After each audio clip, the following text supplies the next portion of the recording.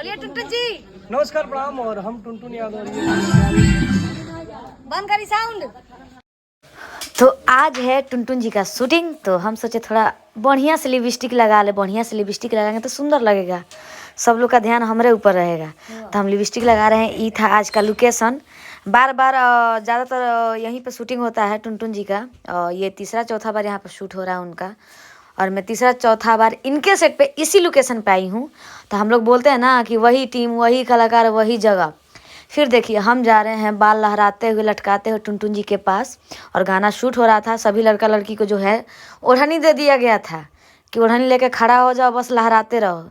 इससे क्या होता है कि वीडियो सुंदर दिखता है और कलरफुल दिखता है।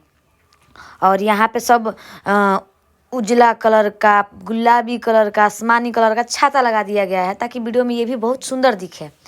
और ये रहे सब ग्रुप, और ये रही मैं। और मैं सोच रही थी स्टेप जो बताए हैं थोड़ा सा रिहर्सल कर लूँ, क्योंकि डांस करने आता है लेकिन उतना अच्छा नहीं आता है हमको। ठीक है, तो सोचे थोड़ा रिहर्सल कर ले फिर नाचे। नमस्कार प्रणाम। और हम आप सबके भाई टुनटुन यादव, और ये हमारे भोजपुरी के जाने माने एक्ट्रेस हमारे रितु चौहान जी के वो हस्बैंड।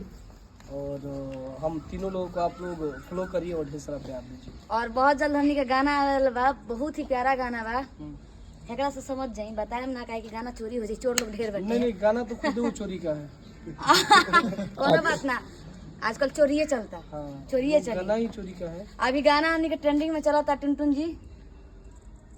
हर की पातर छी तोर बड़ी नजर ना लागे, तो फेल बड़े चांद हमरा जानू के आगे। चांद वाला कतना बड़ाई करी गोरिया हो, अजोरिया के चांद लागेलू।